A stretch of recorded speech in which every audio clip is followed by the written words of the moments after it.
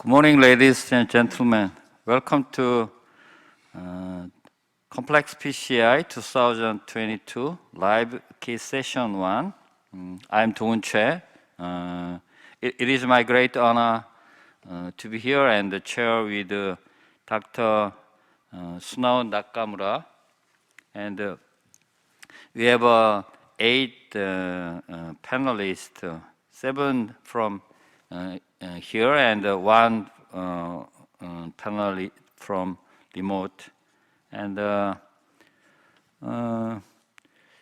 today's live session is from Asan Medical Center, the left main and bifurcation case. Asan Medical Center, are you ready? Okay, thank you, Professor Good Choi. morning, Can you Dr. hear Ba. us? Yes, Okay, I good can hear morning. you Thank and you. we can see clearly.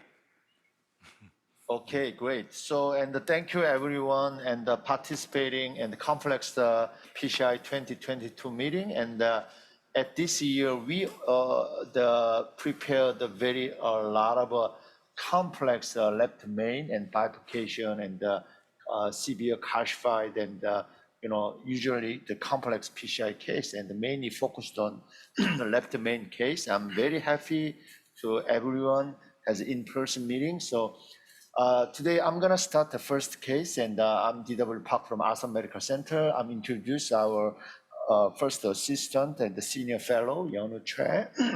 The expert the technician is Mr. Lee. And okay, Dr. Choi, can you present patient background?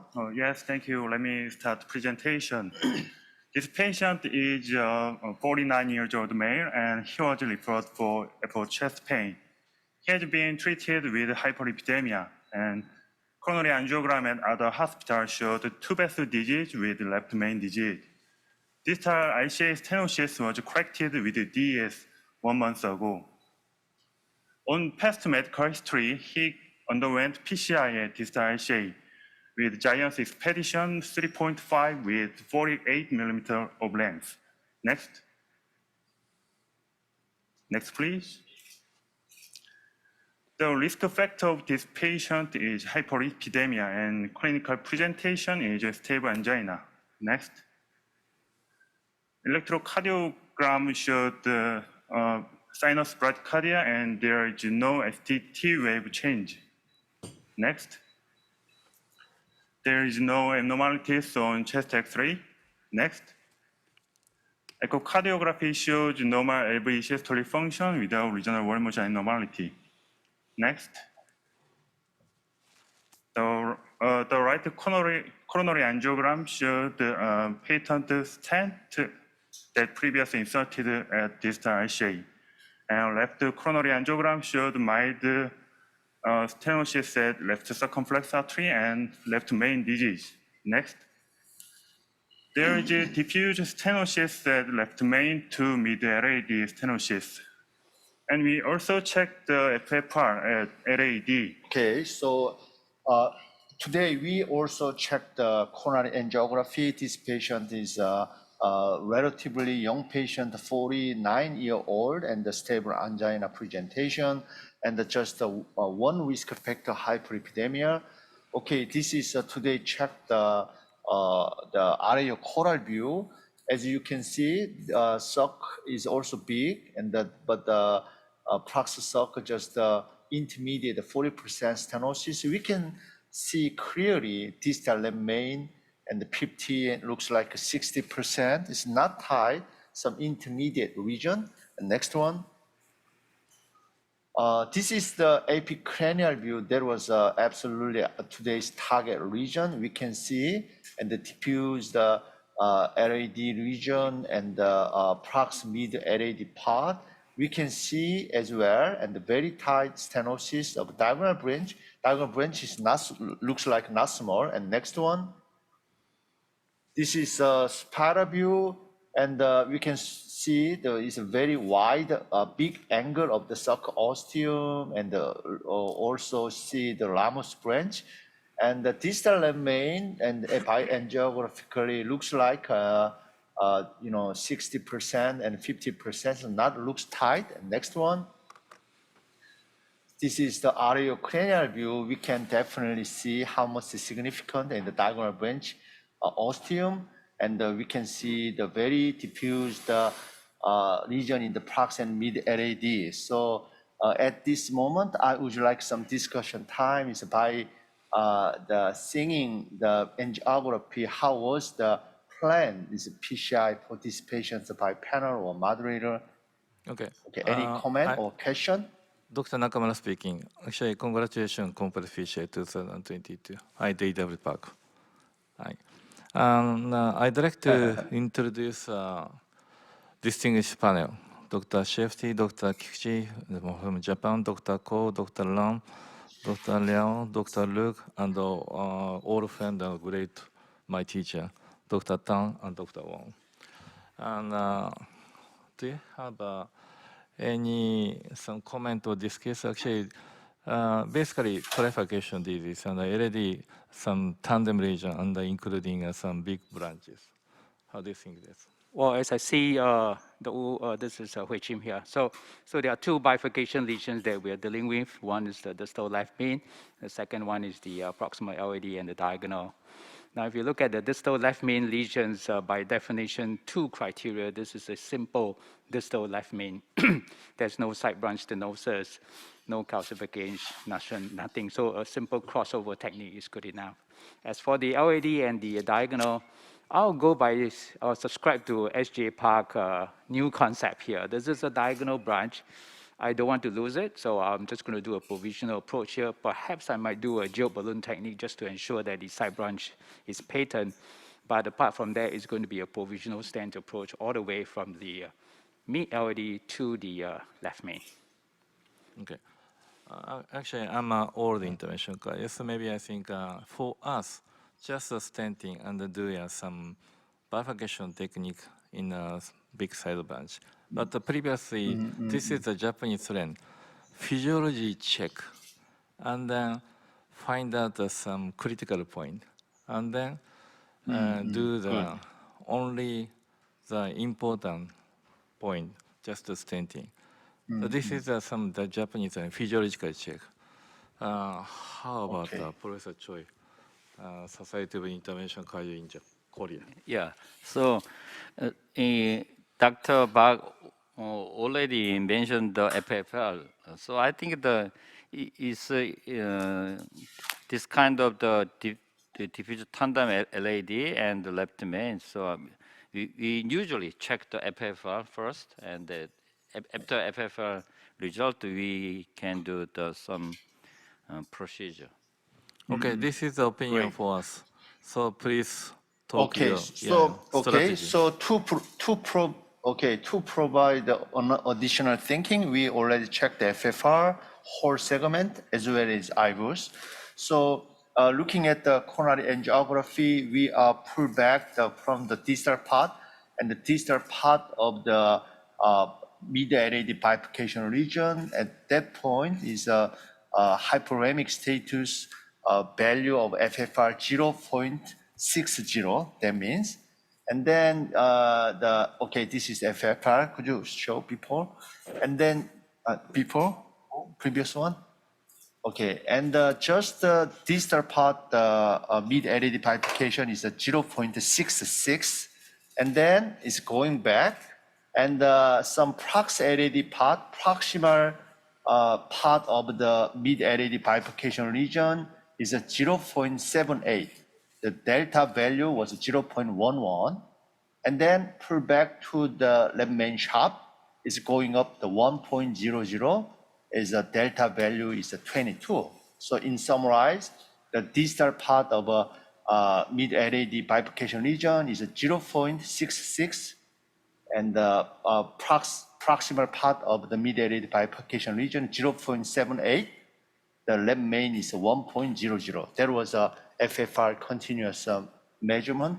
So on the basis of the FFR, is any suggestion? We also checked the IVUS, and I would like to ask first the people seeing the IVUS evaluation, just on the based on FFR, how do you plan to the Please show next us procedure?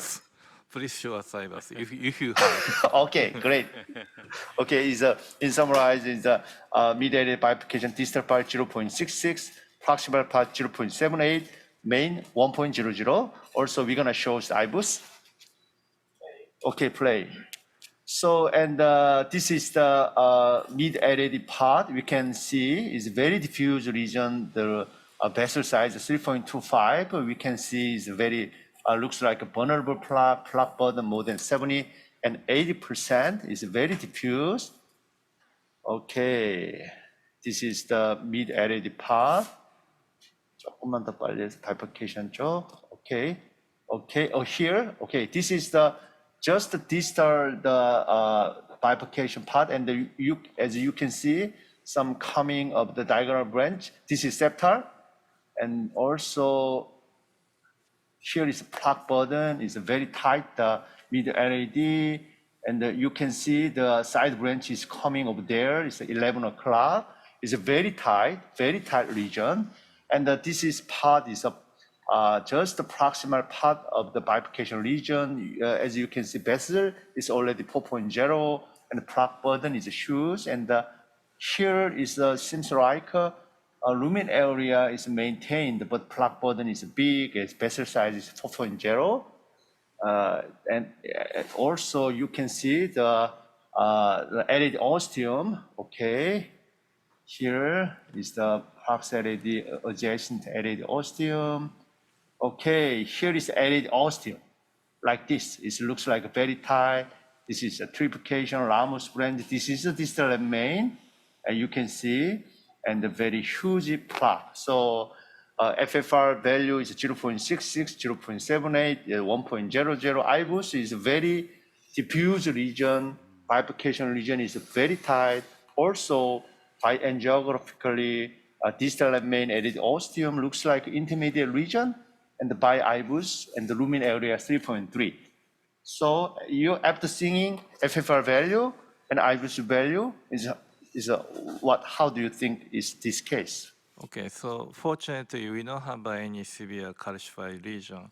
Maybe I guess if we can do the vessel preparation appropriately, maybe I think easier to do the stenting to the older LED to the left main.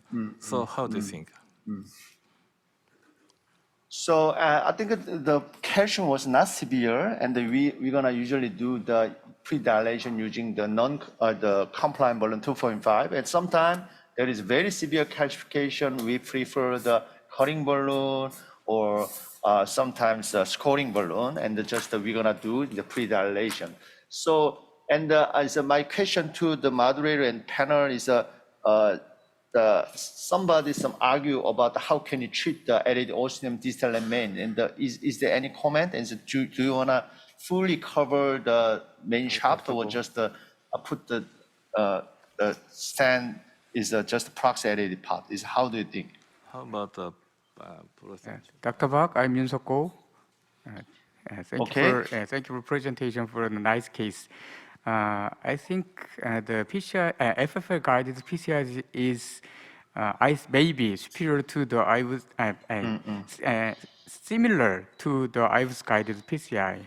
However, this is very young patient, so the short stent is, I think that the short stent is more benefit to the patients. So the FFR guided PCI to the proximal to left middle LAD, and then we check the FFR, and then we decide to the PCI to left main to proximal LAD.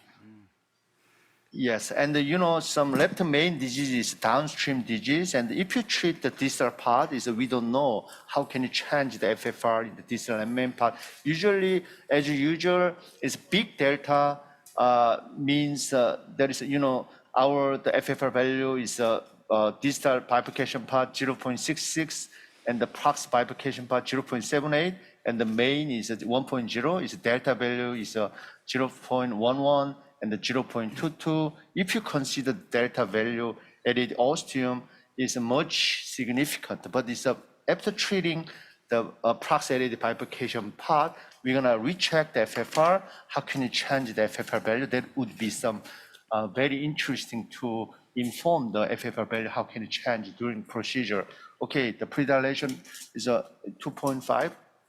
다시, is a we are predilation diagonal branch. We are plan to two-stent strategy in the diagonal branch and the proximity part. So This is based on the 2.5. based on the FFR physiologic assessment, I mean, it is both of the FFR measurement across the osteo as well as the proximal LAD are significant. So even when you pull back the FFR pressure wire 6A, proximal to the 6A, 10. bifurcation lesion, it was still significant, 0.78. So it tells me that the whole lesions Okay. are hemodynamically significant and has to be 14. treated here. 12, 14. Okay, deplete. 자, 18, 18, 20. 19, 20.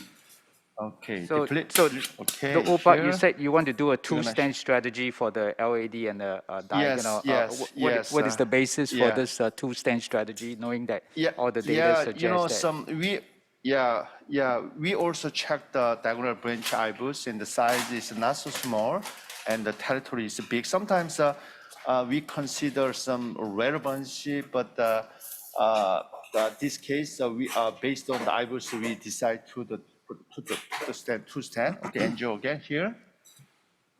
Push-up. Okay, it's predilation. So, and based on the IBUS, and we're gonna put the 3.5 ansibolum first and the LED branch. 3.5. 3.5 주세요. And then we're gonna Are there put any the different opinion from the other 2.5. Okay. 주세요. This is a 3.5 NC balloon. So such like some intermediate left main region is FFR is still there is very limited data. You know, by definition, significant left main stenosis, usually everybody know where angiographic diameter stenosis more than 50%. But it is some data shows even though 50% and the 60% and the 65%, FFR is okay, and the patient's prognosis is okay. But there was a confirmed some observational study is not confirmed the random trial. Even in Excel trial, previous syntax trial, pre-combat trial, we ignored defined the significant left main angiographic diameter stenosis more than 50%. But in Excel trial, there is some change. In Excel trial, angiographic diameter stenosis more than 70%, they define significant left main. But 50 to 70%, they measure the FFR more than less than 0.80, they define significant. Also IBUS, IBUS area less than 6.0 is they define the significant left main disease. There is some concept change in the Excel and pre-combat. So nowadays still, we don't know what is a significant left main disease and still, and the intermediate left main disease and the detailed the definition is still lacking. Okay, here is 3.5, and then the Giants 2.5. On the basis of the IBUS, so we are select 2.5 Giants stand. We're gonna do the crush. DK crush? Usually we do a balloon crush. One crush. Yes. One KBT. Finally. Yes. 일단 이제 이렇게 놓고 천천히. 자, 오케이. 이렇게 놓고 테스트. 이제 이렇게 놓고 에리어로 한번 가볼까? 네, 에리어 가겠습니다. 이렇게 놓고. 자, 테스트. 이제 괜찮다. 그지? 잡고. 배우나. 그러면 9, 9, 9, 10. 10. I don't Okay. see much of a Okay. stent in the Deplete. main vessel, so 아까 this 그 looks more like a previous tap angle. technique to me here than a crush technique. Okay. Here is go 12, 14, 12, 14, 16. 16. Okay, deplete. And then we're gonna use at this moment 2.5. And the DK crush, they usually do first kissing balloon dilation after 2 stenting. The second kissing balloon dilation would be some change in that some physician prefer the classic. And in Asan Medical Center, we are prefer the balloon crush technique. And nowadays we apply the before stenting of the left main branch, we try to the optimization, proximal optimization of a side branch. That is very helpful to input the additional side branch wire, also final kissing. That is very, very helpful. This is 2.5 NC balloon, and I'm trying to the proximal part optimization before main stenting. This is 2.5. No. 맞지? 오케이, 잠깐만. Here, the stem burst. Okay, go. 6, 8, 10, 6, 8, 10, 12, 12, 14. 14. Okay, deplete. Okay, here is a 20, 20, 20, 20, 22. 22, Okay, deplete. 자, one more time, 22. It's the maximal inflation, proximal 22. part 22. Okay, deplete. Okay, and I'm gonna remove the side branch wire. What is the side branch wire? Here. Okay. And then it's the main branch, 3.5 NC inflation, inflation, 12, 12, 14. 14, Okay, deplete. split, Okay, 자, go. 12, 12, 14. 14. Okay, deplete. We can see the Okay, crushing here. part. Yeah. Yes, yes. And then I'm gonna put the 3.25, 38. Yeah. Yes, based on the.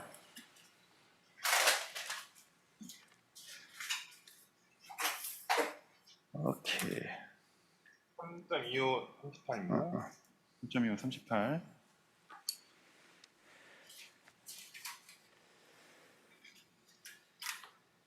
This is 3.25, 38, and treat the prox LED and mid LED part. Okay, got it. Okay, test. 테스트. 조금 더 들어가야지. 자, 뒤에. 자, 테스트. 여기다 그지? One more time. test. So one of the Okay, concern with this classic crush is that 12, you may have a 12, problem 12, accessing the 12. side branch again in about 12입니다. 10% of Okay, cases. And the 3.5 NC balloon. Maybe the O want to tell us how to overcome the difficulty in accessing the side branch wire without. Just because of his technique, DW Park. 자, Now the great you know, enough, sometimes, yes, absolutely, that is right. It's like Dr. Tam's comment.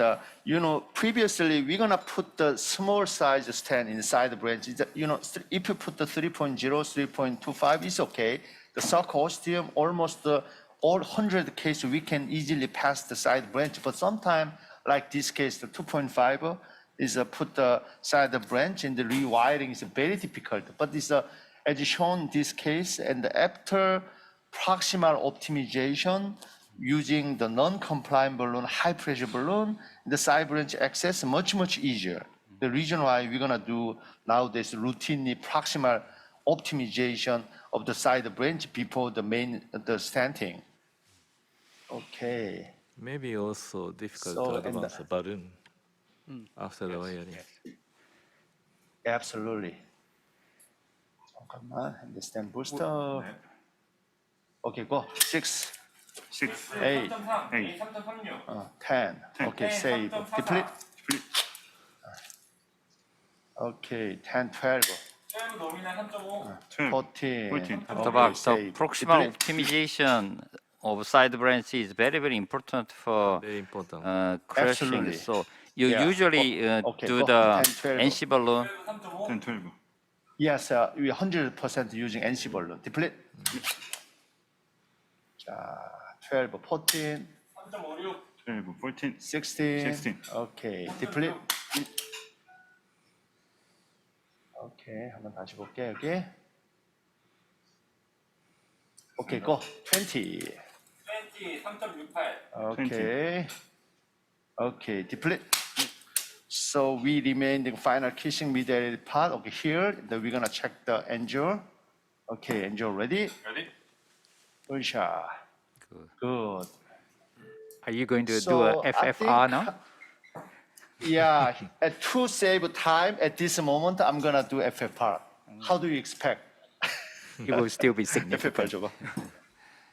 Yeah, still significant. If significant, we should cover is up to the mid-added part. It's not significant, and the final kissing is would be final step.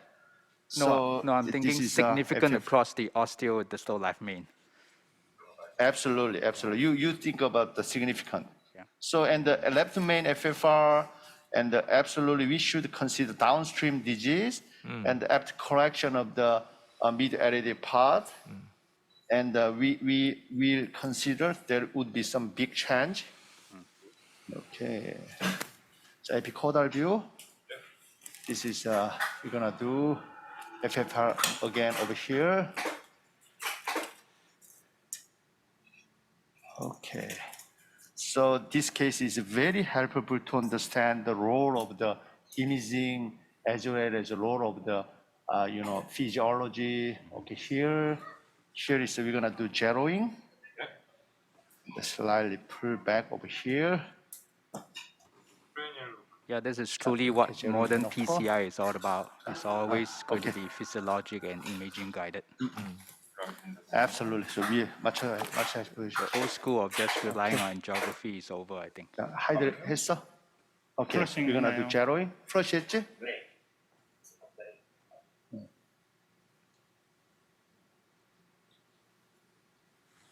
zeroing 했어? Okay. Okay. After equalization, and then we push the FFR wire. Can you tell us what's your vasodilator regimen, Dr. Oh. Park? We're gonna do intravenous adenosine. 오케이. 이거를 잠깐만 여기 넘어갔지 지금. 프락스 스탠 앞쪽으로 해서. 오케이. Here is baseline is 0.92. Okay. And then infusion is very interesting. 0.92.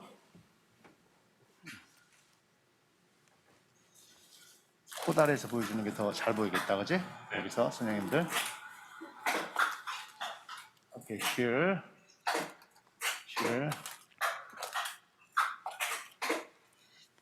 This is 0.91. It's not yet hyperemic. It's by IBUS lumen area is 3.3, and the 0.86, 0.85, 0.84, 83, 82, 81, 80, 78. 78, slightly pull back over here. It's 80, is 81, 숨 천천히 쉬세요, 78. Okay, and then pull back the left main part over here, and you can see it going up the 1.0. Okay, stop. Okay, and this is very, interesting case, a very educational case. How is big change of the, FFR is after the mid-added stenting, the FFR was 0.78. Absolutely, we require additional stenting, fully cover up to the mid-added part. So we are the crossover using the much bigger the stent. 여기 하나 더 줘보세요. 스탠 하나 더 놓고 보자. 그러면 얼마로 하면 되지? 4.0 is 23. Okay. So like such case, IBUS evaluation, FFR evaluation at each time is very helpful for decision making. We're gonna do additional stent, just leave it alone, and the final kissing, and that is very, sometimes after provisional stenting, side branch ostium, sulcal ostium looks like significant. At the time, FFR is also very useful to guide the additional final kissing dilation or just leave it alone. There is some data. Okay, here. I was actually quite worried that the FFR was not significant because 카운달로 갈까요? if 그러면? the FFR is more than 0.8 and I have osteo LAD of 3.3, I will be still very concerned, about leaving this. Yeah. So, and the Dr. Tan, if this patient FFR value was 0.85, lumen was 0.35, lumen was 3.5, how do you decide? You are based on depending on IBUS finding, or you are depending on physiologic finding? There would be some discrepancy. What is your choice? So, and then I'm going to apply all this data information to the patient's context here. This is a young gentleman with a osteo LAD stenosis, and that this FFR is not completely normal. It is kind 살짝 of 오버터야 되겠다, 그지? still borderline negative. 짧은 So 거야? I 테스트? actually will err on the side of caution and still deal with the osteo 딱 distal 맞네. left main 잠깐만, disease. 가이딩 좀 밀어볼게. 살짝 더 나와서. Another point is 테스트. who follows the patient, how follow the patient. If this following is okay, overlap maybe 충분히 we 됐네. can follow 좀더 just 나와야 follow the 되겠다. patient, but 테스트. usually maybe 괜찮다, 그지? 한번 better to 오버랩 do 됐나만 stand. 볼게. 됐지? 예, 잡고. 됐습니다. 12, You sleep better, I think. 12. And 12, 14. 14. Okay, deplete. 플립. Actually, Okay. Japan, we can do anything like FFR and OCT, IVUS in the same time. But how about Singapore? Okay, Yes, Edge. Can you do that kind of the physiology and imaging and Pulsha. unlimited. Yeah. Okay, It's good. up to you. The side branch wiring. Okay, here, so we're gonna do the side branch wiring. Some, the participant is worried about the LCX ostium. We are usually put the big side branch guide wire, but this patient is very wide angle, more than 90%, more than 90 degree. But at this case, it's just the crossover, usually okay. Yeah, but it's narrow angle. We should put the protection wire mandatory. This is a Xion blue. So Dr. Park, Hydrophilic. in this recrossing into the side branch, are you aiming for the proximal cell or the mid cell or the distal cell in your crush technique? Yeah, usually some classical DK crush recommended proximal part, but in practical viewpoint, if you're gonna cross over the proximal part, is a side branch opening is much difficult.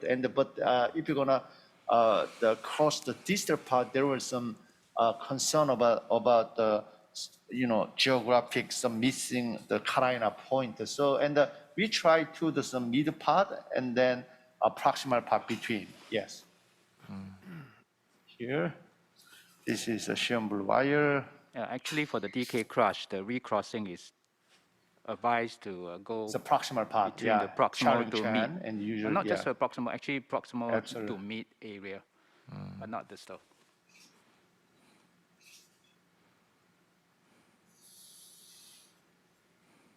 Okay. So this will be the most difficult part of the procedure. Yeah, absolutely. Absolutely. Take some time. With a classic crush.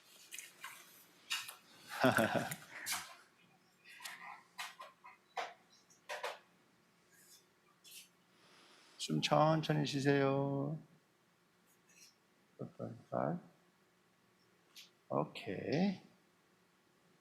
Past the proximal cap. Okay. 아예 TV 살짝 망가졌네.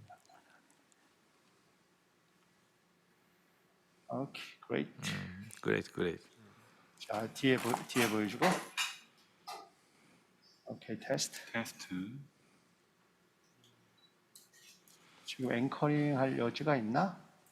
얘가? 앵커 있습니다. 앵커 하려고. 3.5 and then anchoring, and then we use the 2.5 compliant balloon. We try to the first anchoring and put the a 2.5 compliant balloon. If failed, we should use the much smaller wire like a 1.0 or 1.25. So, and this patient is totally decided to plan based on imaging and FFR. There was I believe, is a updated concept of a state-of-the-art PCI is combined a physiology concept and imaging concept and very nice drug loading stand and also final optimization using IBUS. There was a very important is contemporary updated LAMMAN PCI. 컴플라이언트 될까요? Okay. And this is a compliance 2.5.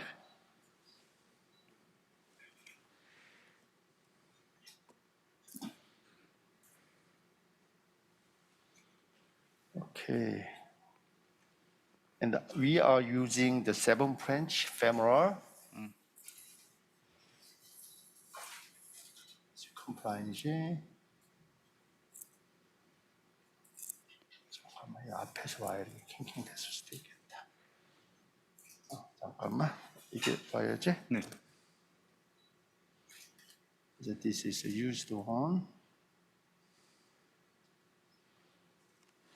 안 들어간다 써서, 그지? 그러면 작은 거 줘봐. 1.5 드릴까요? 1.2, 1.2. 1.2보다. Sometimes it can also be because of the proximal stand edge that is impeding your flow. If your wire is going up here, Yeah. some optimizations like a port may be helpful here. Yeah, that is also good point. So, and this is 1.25.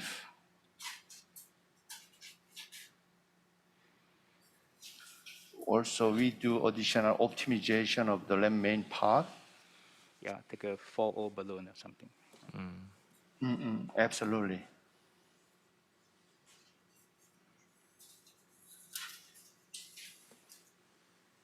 됐다, 그지? 잠깐만. 이렇게 놓고 앵커링 고. 거리 10만 하겠습니다. 10. 선생님. Wow, very tight. Okay, deplete. It's like this is put the 2.5. It's like difficult. Yeah. 자, 센터 놓고 이렇게 놓고 자, 인스턴이지? 자, 고 앵커링.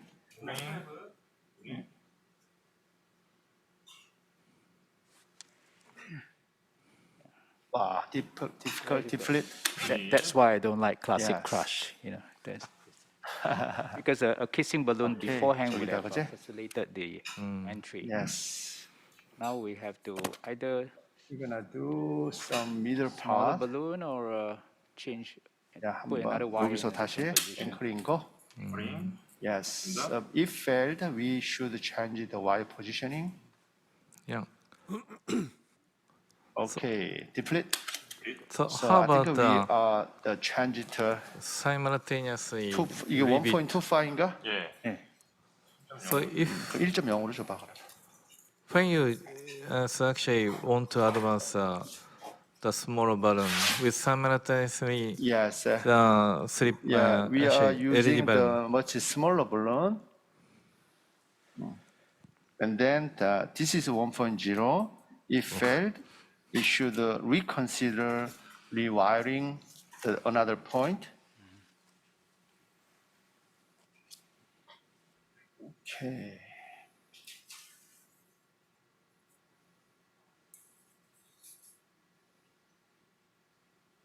됐다. 자, 앵커링 고. 됐다. 디플립. 와이어 디퍼런스. 아니, 볼룬 디퍼런스. 자, 여기서 고. 6, 8, 10. 6, 8, 10, 12, 14, 14, 16, 18, 20. 20. 디플립. 자, 20 again. 20. 오케이. 디플립. 우리가 5mm밖에 되지 않습니다. 오케이. 자, 20. 20. 오케이. 디플립. 오케이. 20. 20. This is a very short balloon. Okay, 20. This is a 5 millimeter. 20, Yeah, deplete. 5 millimeter balloon. I see. Okay, so and we have some limited time. Is another room is prepared. After seeing another room, we're gonna finish everything. Okay? Okay. Is another Okay. 1 or 2 room is prepared. Okay. 그러면 2.5 컴플라이언 줘봐. Okay, we're gonna change the another room. Another room. Dr. An. Yeah. Good morning, Dr. Hi, An. good morning. Yeah. Yeah. Yes, I'd like to introduce my teams. Yeah, my senior fellow, Dr. Lee, and Mr. Zhang will help us. So, Dr. Lee, could you introduce our patient? Yes, thank you. I'm Jinu Lee from Asan Medical Center. Let me start a brief case summary. 62 years old male was referred for upper chest pain. He has been treated with diabetes and hypolipidemia.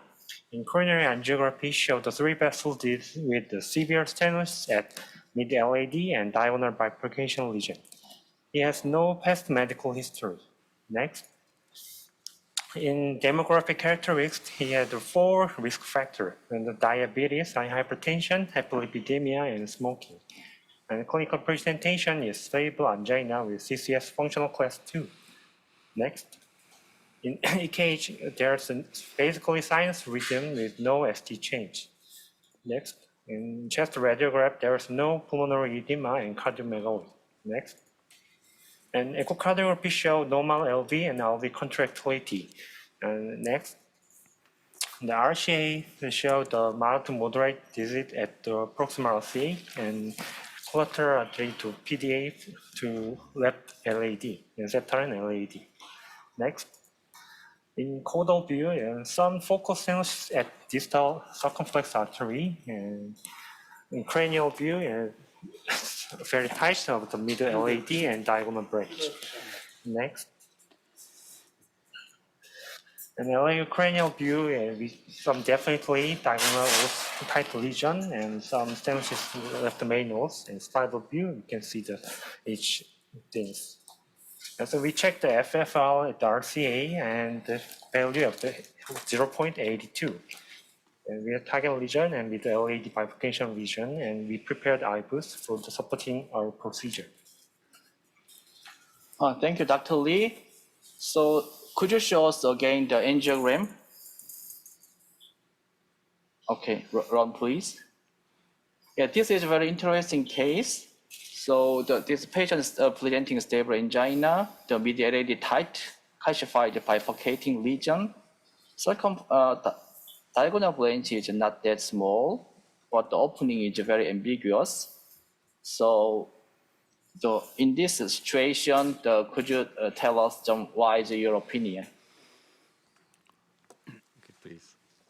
So, are there any opinion on the panel? I would try to put an IVUS down first if it's possible. The moment IVUS cannot go through, I'm going to rotablate the LAD first, because I think this is a very calcified and hard lesions. And unless you do a lesion preparations, otherwise the crossing into the side branch will be very difficult here. So I will try IVUS, just a test, and then proceed straight to a rotablation here. How about Dr. Lang? Good morning, Dr. An. That could be a quite challenging case. In this case, I think the angiogram, the entrance or the ostium of the diagonal was not very clear. So I will do the IVUS on the ostium. I will do the IVUS on the diagonal, particularly focus to see the ostium of the diagonal and then decide the surgery.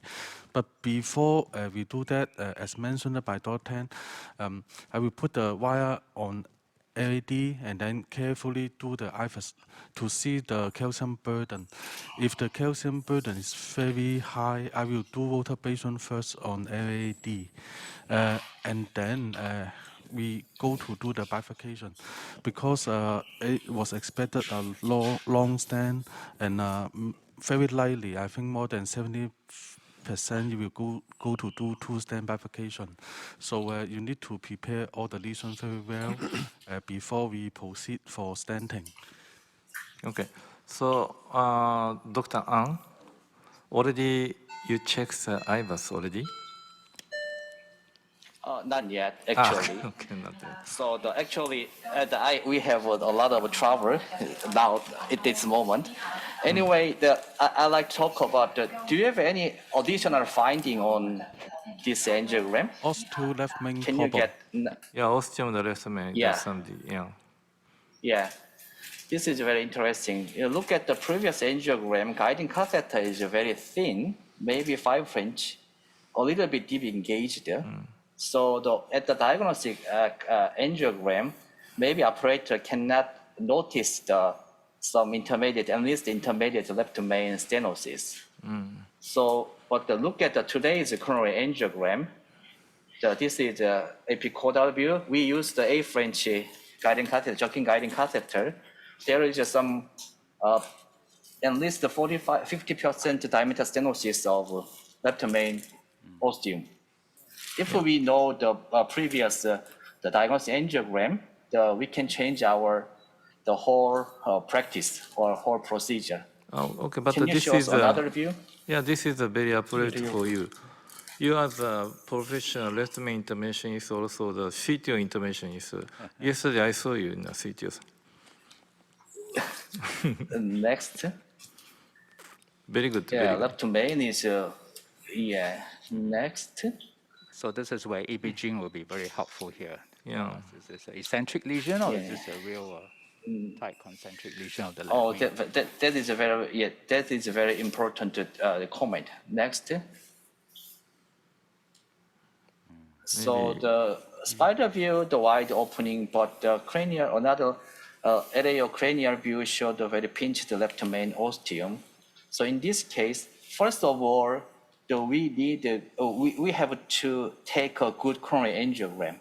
So deep engagement sometimes miss the significant left main coronary artery disease. This is one lesson from today. The second is in this case, the FFR measurement and imaging evaluation for left main is very important. So I did that. So could you show us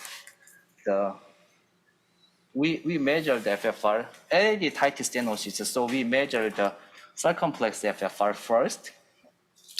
This is I use the body wire using the conventional wire, and there is some disease in the left main ostium. Be careful to measure the FFR. You have to confirm that the equalization outside of left main ostium, and guiding catheter should disengage. You have to confirm this one first. This is equalization, and next. Next. So my fellow, the pressure wire pullback through the distal to the LAD ostium. Could you show us the FFR measurement? Yes.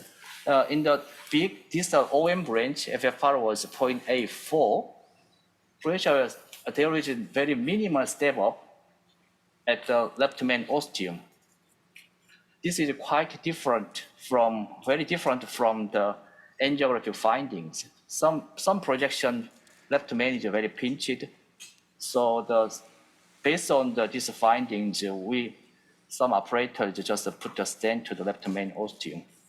In addition, to match the intercoronary imaging, could you show us the IVUS?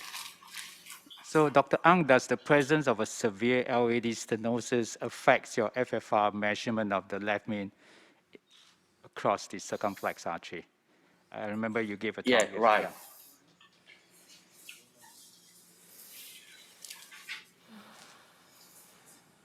So this is the left main.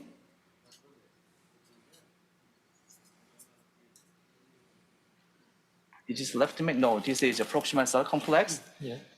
Very minimal, mild disease. High OM is coming from. This is proximal circumflex.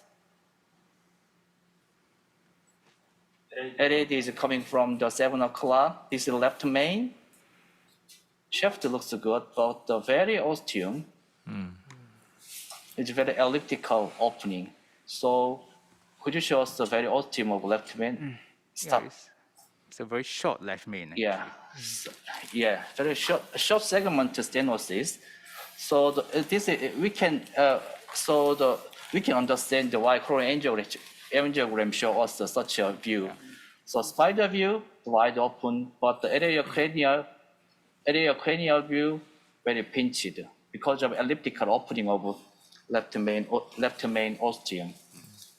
So FFR measurement is very important. The imaging is very important to evaluate the left main ostium. So I have to say that to evaluate the left main ostial FFR value, you have to disengage guiding catheter. Then carefully the pressure wide pullback is very helpful to decide whether the left main is significant or not. So anyway, Dr. Park, I think Dr. Park finished his procedure, so he want to show you the final angiogram. So please go over to another room and we're coming back. Okay. Dr. Ba? You hear us? Okay. Yeah. Okay, we already do. Could you show us the final kissing moment?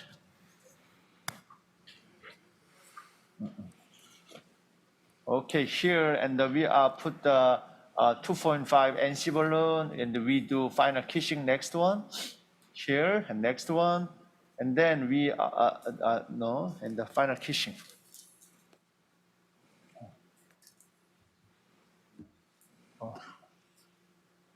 Okay, here and we do high pressure using 3.5 and 20 ATM. Next one.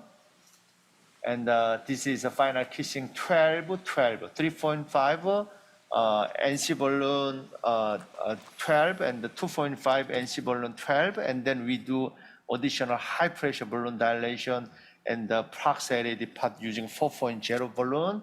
And then after checking IBUS and the proximal segment of left main, there is some inner position on the base of IBUS, and we are additional balloon dilation using the 5.0. So here we will check the angio.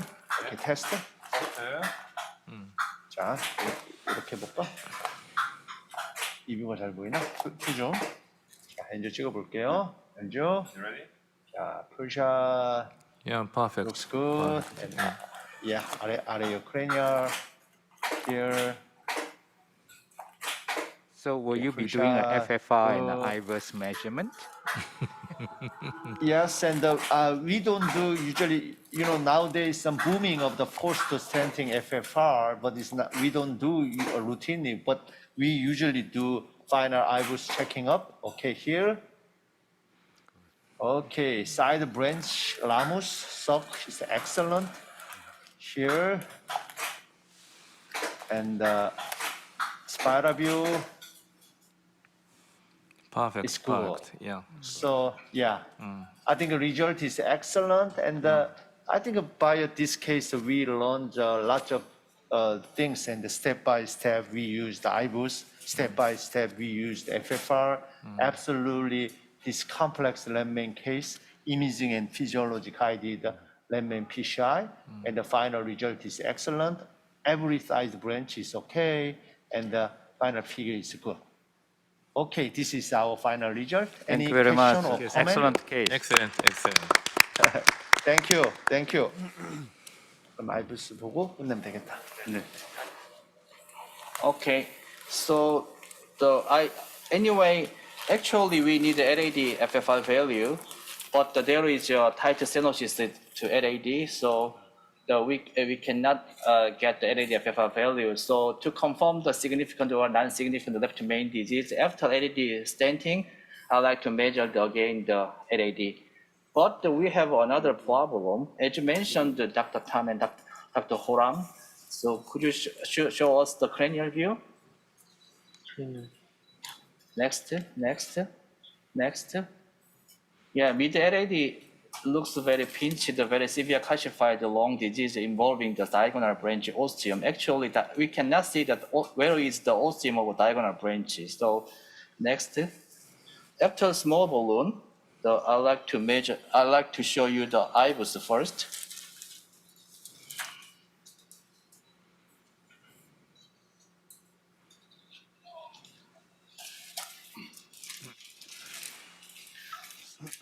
After, next, please. Next. Next. So after the insertion of wire, next, the flow is a little bit compromised. So I have to inflate the 2.5 balloon first. And here is the mid LED. The run, please. Yeah, mid LED, there is a very the no plug area. So here, this area should be the this landing for LED standing. There is, I think there is a little bit negative remodeling. Vessel size is 3.0.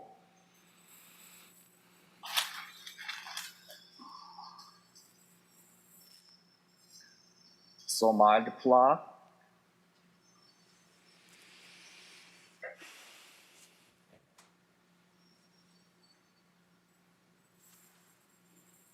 This is the septal branch. And some dissection. Oh yes, can you see the 1 o'clock? I think this is the diagonal branch ostium. The balloon dissection you can see. Vessel size is more than 3.5 big vessel. Calcium is not so significant.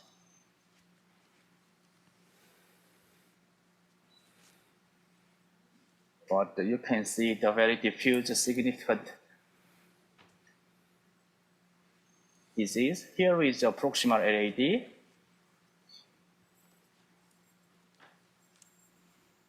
Basically, this patient they have the diffuses from the mid LED to the proximal LED, involving this left main or not. I like to see that this left main.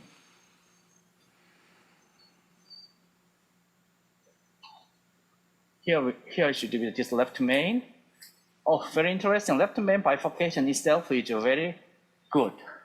There is some mild plug, but the lumen is very good. Here is the ostium of left main. Could you show us again? Run, please, live, please. Yes, I'd like to show you another view of left main ostium. Yeah.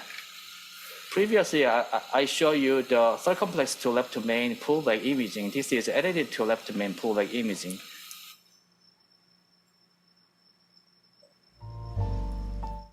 Okay, stop. Could you measure the left main ostium?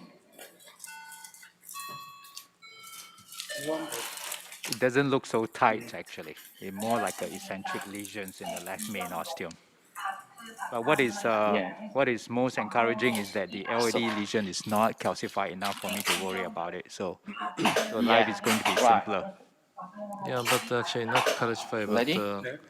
why it's very close to the vessel wall, meaning so actually guide wire bias and very eccentric the lesion. That actually not so easy. Wire, please. We should be very So careful problem for is, vessel preparation. Yeah. Yeah. The problem would be the diagonal branch wire insertion. To protect the diagonal branch, I like to insert the wire to the diagonal branch, but so far it is not easy. Actually, the ostium of diagonal branch is not clear. And based on the IBUS finding, could you show us the IBUS? Diagonal branch, yeah, run please.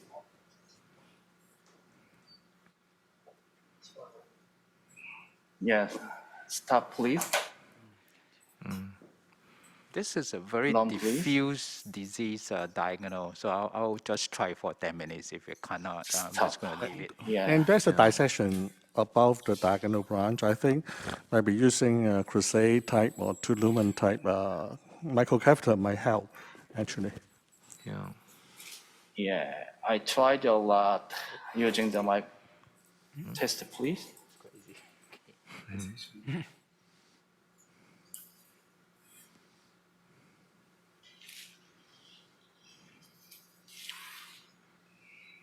Test.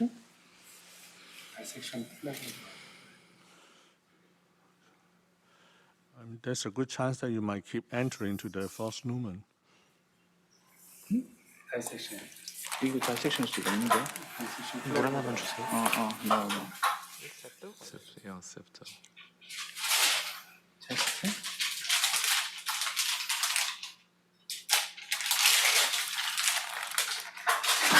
Area, please.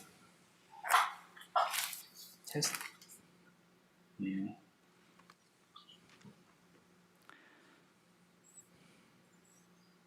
Actually, the angle should be the more than 90 degree.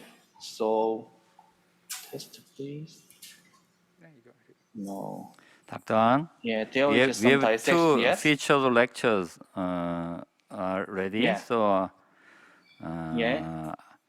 I'm Test. gonna back with one future lecture. Okay. It's okay? Okay. Yeah. Okay. No problem. Yeah. Test. Let me introduce the future lecture one.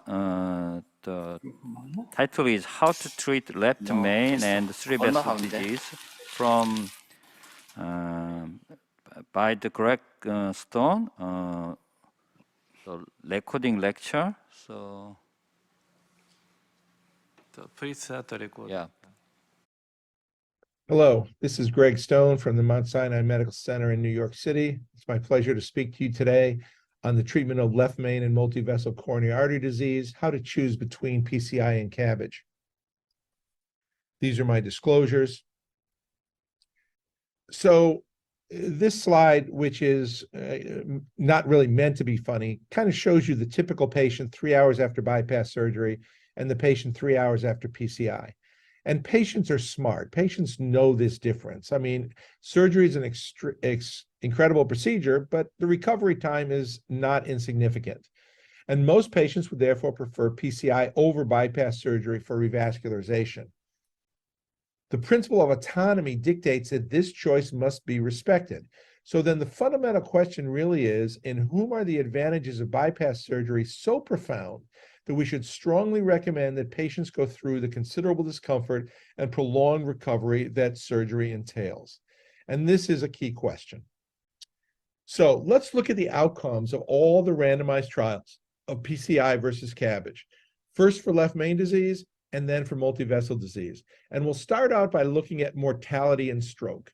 These are the two endpoints that mean the most to patients.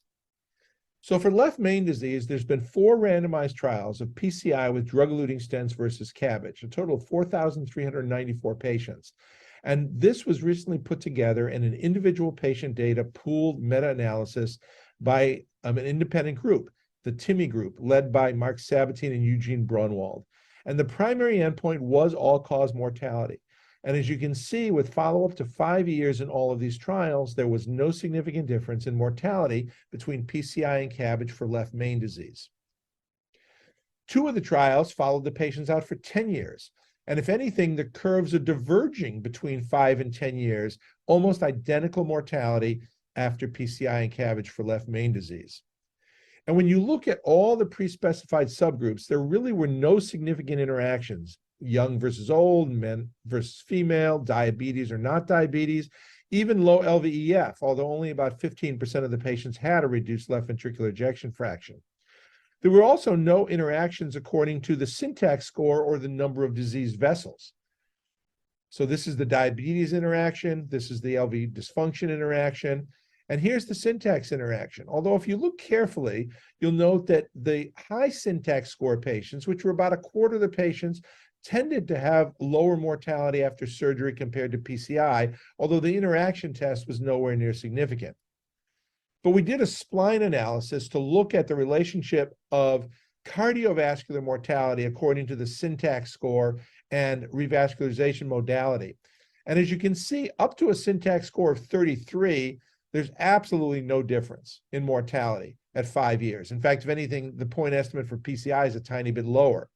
But then after 33, the mortality increases progressively, relatively after PCI compared to surgery. So when you get to about a syntax score of 45, now there's a significant difference favoring CABG. So it is possible that there is a mortality difference favoring CABG for the really most complex patients with left main and concomitant coronary disease. Now, you have to weigh this against the risk of stroke. And there's about a 1% absolute difference in the risk of stroke in the peri-procedural period that persists for at least 1 year. And for some patients, the risk of stroke is even more important than mortality. How about for multivessel disease? Are mortality and stroke rates different? Well, here we have 8 randomized trials and 7,040 patients. And here you can see there actually is slightly lower mortality with bypass surgery compared to PCI in multivessel disease. Compared to left main disease, these patients usually have more diffuse complex coronary disease. And there's about a 2.6% 5-year difference in mortality, so about 0.5% per year. Now, when you look at it, almost all of the difference in mortality is in diabetic patients. In fact, the non-diabetic patients had lower mortality without significant differences. So it's about a 5 to 6% difference in mortality, or 1% per year in diabetic patients. But again, you do have to offset this with the risk of stroke. There's about a 1% difference in stroke, 1% more with CABG compared to PCI. So for the non-diabetic patients, it seems like a pretty good trade-off. For the diabetic patients, you have to inform them of these competing risks. Now, what about all the other outcomes we could talk about? Procedural, non-procedural MI, dyspnea, fatigue, infections, sepsis, renal dysfunction, arrhythmias, some requiring chronic oral anticoagulation, vascular complications, bleeding, recurrent chest pain, requiring repeat hospitalizations, other operations or other causes of hospitalizations, cognitive decline, depression, time to recovery. We could spend 2 hours talking about all these other endpoints. But the bottom line is that patients will tell you that they want to live longer and they want to live better. And everything other than mortality can be encapsulated in quality of life. This really captures all non-fatal outcomes, that's living better.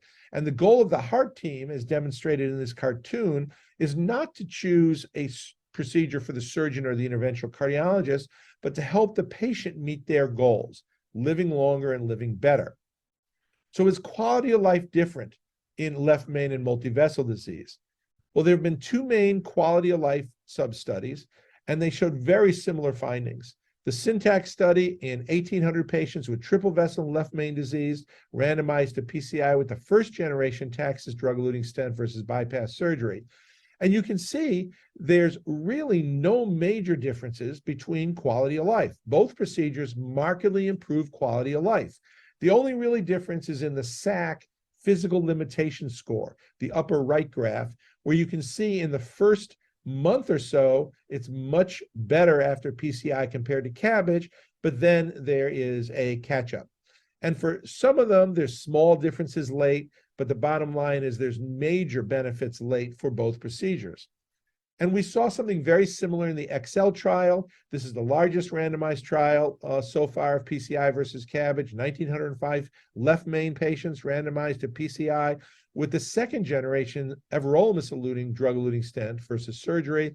And again, very similar quality of life from about 12 months out, but within the first month, you can see the physical limitations and even the mental limitations were better with PCI compared to CABG. Then sometime between 1 month and 1 year, there's a catch-up. And this is really what patients know. It takes, 6 months or so to really recover, from the physical changes, in particular after bypass surgery, somewhat also the mental changes. If you saw from both of these slides, both procedures are excellent at relieving angina. As you can see here, for example, in the upper left graph, the Seattle Angina Questionnaire Angina Frequency Score. So Mario Guardino, a leading cardiac surgeon, Mike Farku, a leading cardiologist, and myself recently published this perspective in the European Heart Journal to put all this together. And we basically concluded that left main PCI and CABG are very different procedures, but you can reconcile all of the outcomes. First of all, for many patients with left main disease or multivessel disease, the choice between PCI and CABG will be agreed upon by all the subspecialists. For examples, CABG may be strongly preferred by the heart team if extensive coronary disease is present, really high syntax scores. And PCI may be strongly preferred if multiple clinical comorbidities are present, such as prior stroke, lung disease, or frailty. That's probably 50 or 60% of the patients where the choice is clear. For the other 40 to 50% of the patients in whom revascularization can be safely competed with both procedures, defining equipoise, there will be overall substantial and comparable long-term improvements in survival and quality of life after both PCI and CABG. But as you see on the graph, the procedures are different. PCI has early advantages. It's less invasive, fewer peri-procedural complications, more rapid recovery with better early quality of life, where bypass surgery has later advantages. It's a more durable procedure, fewer adverse events beyond 1 year, particularly myocardial infarctions and repeat revascularization procedures. So in these cases, patient preferences regarding these early versus late trade-offs of the procedures should inform clinical decision-making.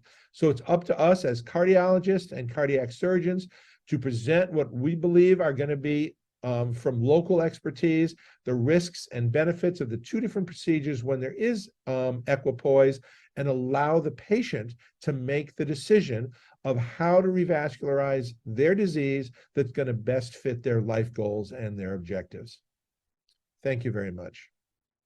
Thank you very much, Dr. Stone. And I'd like to introduce another one featured lecture, Dr. Park. His talk title is My Approach to Left Main Coronary Artery Disease, Master Skill Secret. Dr. Park, please.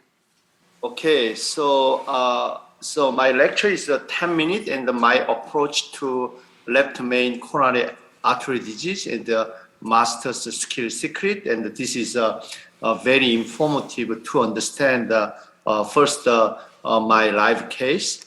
This is my disclosure.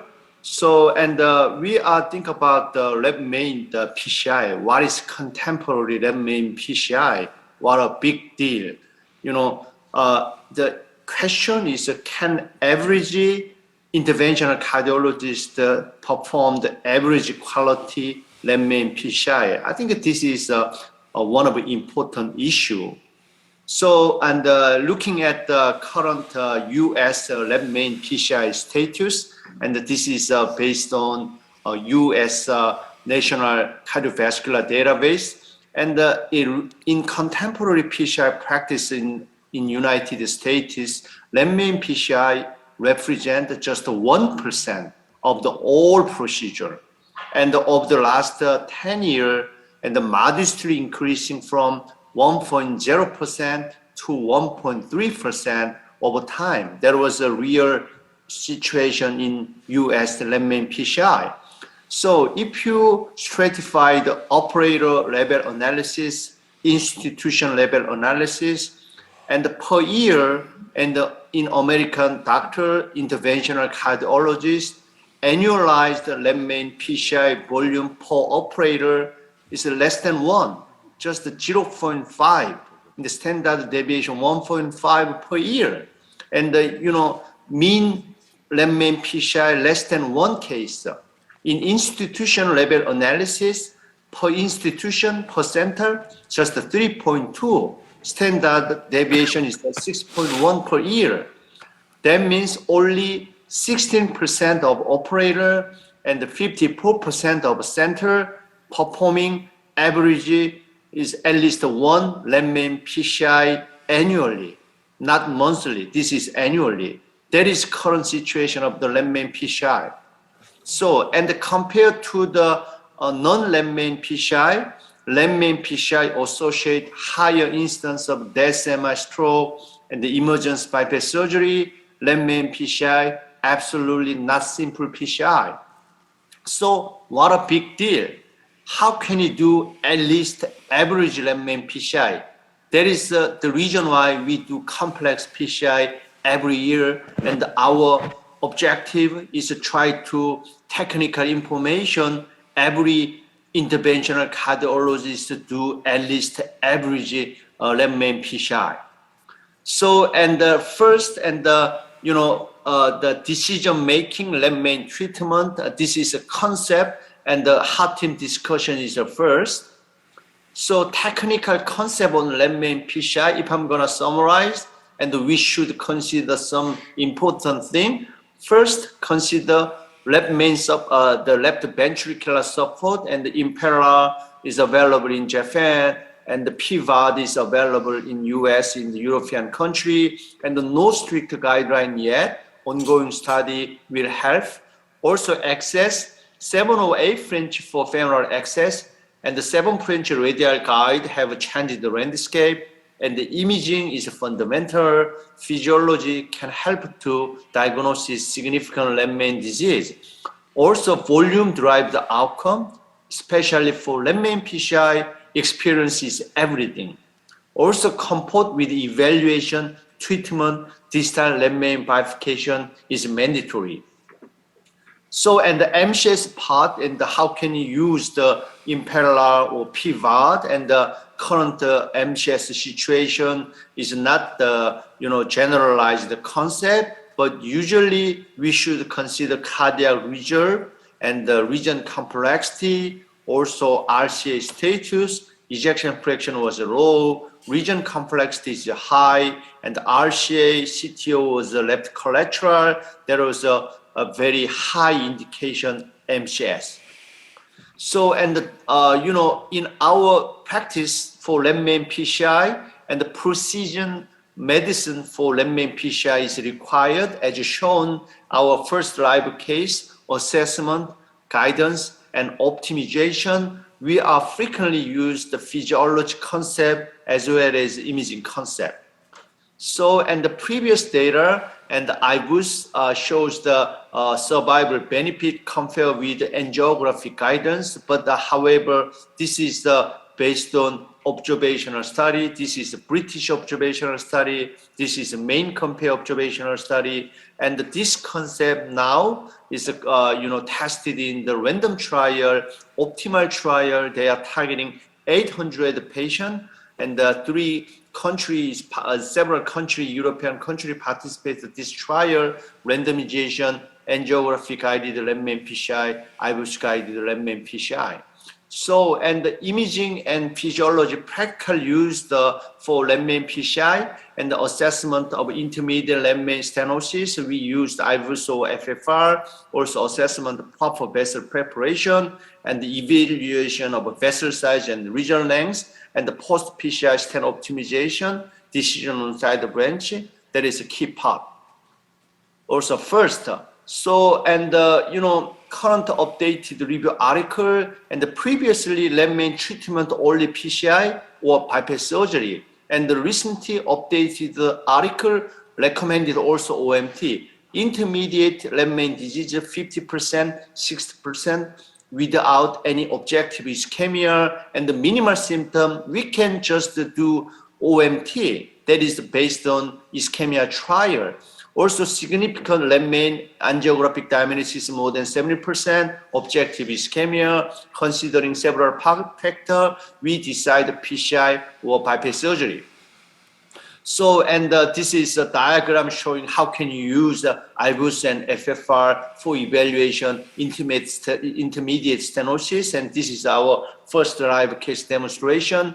Previous study, one is the Western code, one is the Asian code. FFR value deciding 0.8, IBUS criteria is 5.9. Less than 5.9 means FFR positive. In Asian code, much smaller. 4.5, it decided to the FFR positive. FFR load is validated in non-left main PCI, FAME1, FAME2, FAME3. However, FFR load in left main PCI is not yet confirmed. So we now plan to very nice, informative, and the landmark trial, FATE main trial, we targeting 900 patients with significant left main disease, eligible PCI. That means angiographic diameter stenosis more than 50%. We're gonna do randomization, angiographic guided left main PCI, versus FFR guided left-main PCI primary endpoint, 1 year death, MI, hospitalization for unstable angina, heart failure, resuscitated cardiac arrest, or repeat revascularization. This is phase main. We are just start to this big trial. And second concept, assessment of a proper vessel preparation. This is very important. Sometimes left-main proximity, there is a very severe calcified region, and some, relatively moderate sized vessel, more than 3.5, 3.4. We cannot apply the rotabulation, and this is a very nice intravenous resorption candidate using the razor. So, and the next step is the evaluation of the vessel size, including bifurcation and vessel sizing. And this is very informative. Left-main, LAD, suck, and the polygon area, and the criteria preference for provisional stenting, preference for two-stent technique. On the basis of such criteria, we sometimes prefer the provisional stenting. We sometimes prefer the two-stent technique. The current available random trial for true distal main disease DK crush 5 demonstrate two-stent crush technique is good. EBC main, one stent is good. So finally, post-PCI stent optimization, and this is a well-known diagram, is published 10 years ago, and the 5, 6, 7, 8 rule, Excel trial analysis 6, 7, 10, another different criteria, and looking at pre-combat Excel and Noble trial in Asan Medical Center, we mainly do crush technique. And we now recently new data analysis using the outcome, the evaluated 479 patients, and we included complex PCI using crush technique, finally included 292, and we defined a new criteria in the crush technique patient, LAD 8.3, SUC 5.7, left-main 11.8, and this is a well-discriminated the occurrence of the outcome. Finally, decision on side branch. This is very important. After left-main crush, SUC ostium sometimes looks like stenosis significant. That was based on angiography. However, very interesting study recently published in the Gamyang University, and after stenting crossover, there was not clear correlation diameter stenosis and FFR value. Even though SUC ostium diameter stenosis more than 50%, almost 80% shows FFR okay. They do evaluate the SUC ostium angiographically gelling and define the low FFR, high FFR. High FFR 0.80 is a long-term outcome would be okay. So this is a very nice editorial for this article. Angiographically gelled, but however, yet mostly innocent. So FFR value is less than 0.8. We do additional final kissing. More than 0.8, we just can do safely leave it alone. So this is the key summary, imaging and physiology concept for left-main PCI. Imaging can use the severity assessment, ostial LAD status evaluation, calcification, sizing, and optimization. FFR can use the severity assessment for, especially for intermediate region, and LAD OS evaluation of environment, side branch compromises status after provisional stenting. That imaging and physiology concept left-main PCI can improve the outcome. So this is my final summary slide. Left-main PCI less common than non-left-main PCI. Volume is an important increased risk for MACE. Heart team approach, difficult for decision making on left-main disease. IVUS is fundamental for left-main PCI, should be considered standard of care. Proper way to perform the distal left-main PCI is to be debated. Clinical role of FFR for left-main disease and the PCI will be confirmed our phase main trial. Thank you for your attention. Thank you very much, Dr. Bach. We are going to Asan Medical Center, Dr. An. Please. Okay. We already finished our procedure. Could you, this is my final angiogram. Ready?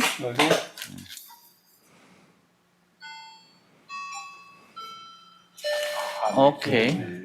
Angiogram looks fine, but I lose the diagonal big range.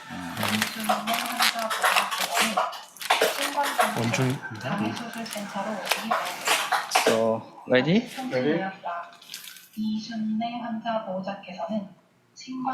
But fortunately, can you see the good collateral from somewhere to the diagonal branch? Yeah. Actually, this diagonal branch is below the very tight stenosis. The patient, even after the simple crossover, patient didn't complain any chest pain. So we mentioned yesterday the many bifurcation PCI cases. So this may not be the significant bifurcation. Yes, without patient symptom, I can.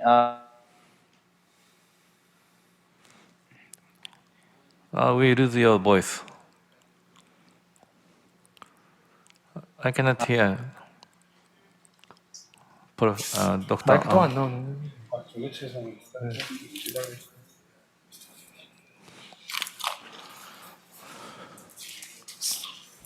So 잘 들리? Yeah, I can hear 잘 안 you. 들리십니까? Can you hear me? Yeah, okay.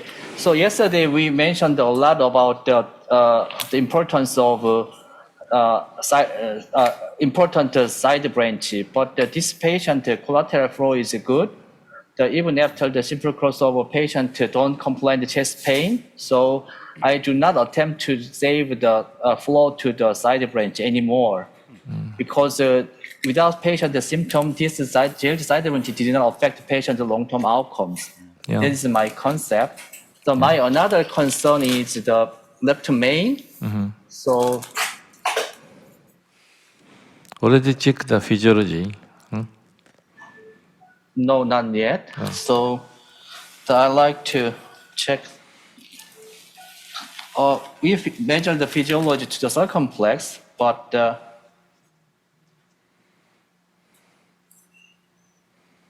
codal view, please.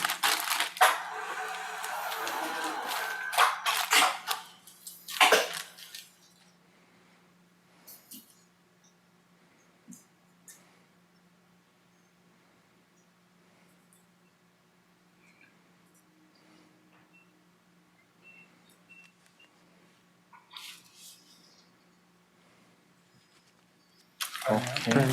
No, just equalization outside of ostium. Equalization, please. Cell line flushing. Yes, can you see the outside of equalization at the outside of left main ostium? Yes, yes. Okay. Okay. Cranial view. We have to disengage the guidance catheter like this. And could you give the adenosine, please? Baseline was 0.888. Less than PDPA was 0.87, 0.86. So you can remember that the circumflex left main FFR was 0.84, but the LAD FFR, look at.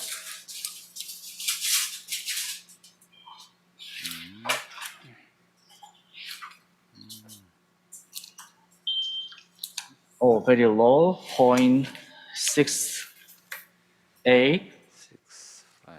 So what happened? What happened? Look at, this is a pressure wire pullback. 안내 말씀드립니다. 92병동 Here. 김정남 환자께서는 병동으로 오시기 바랍니다. Pressure is 0.80. 92병동 김정남 환자께서는 병동으로 오시기 바랍니다. Here. pressure gradient is 0.6. So most pressure gradient occurred below the,